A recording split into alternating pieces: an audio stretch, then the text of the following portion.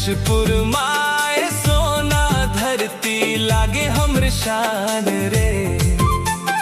हीने हूने चाइरो दाने सोना उगल धान रे।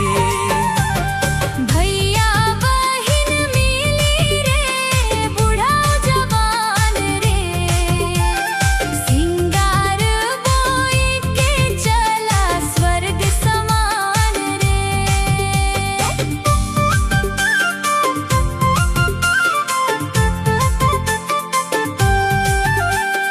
पहाड़ टाड़ी हरियर लागे जंगल मन भावन रे।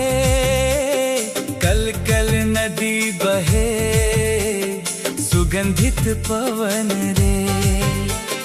फूल पत्ती मुस्काए चहके चिड़ै जान रे। मिलजुल के रखबो सुंदर अपन जशपुर महान रे। जशपुर माए सोना धरती लागे हमर शान रे।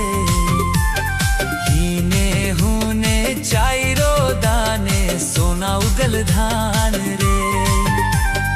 भैया बहिन मिली रे बूढ़ा जवान रे।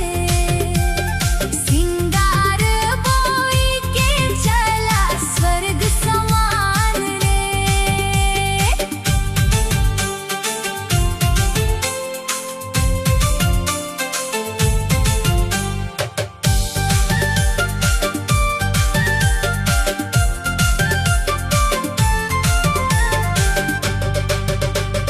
करमाउती जावे गूंजे मधुर गान रे। मादर बाजे अखरा भीतर नाचे सब इंसान रे। रीति रिवाज संस्कृति अपम रखबो सदा महान रे। भैया बहिन संग संग मिलके बढ़ाबो जशपुर नाम रे। जशपुर माए सोना धरती लागे हमर शान रे। हीने हूने चाइरो दाने सोना उगल धान रे। भैया बहिन मिली रे बूढ़ा जवान रे। सिंगार बोई के चला स्वर्ग समान रे।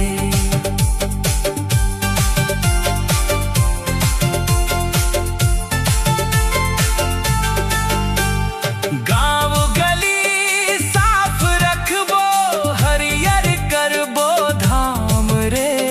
नदी पहाड़ जंगल बचाबो यही हमर काम रे। मेहनत के फूल खिलाबो खुशहाल होए किसान रे। मिलजुल के सजाबो जशपुर चमके चारों दाने रे। जशपुर माए सोना धरती लागे हमर शान रे। हीने होने चाइरो दाने सोना उगल धान रे।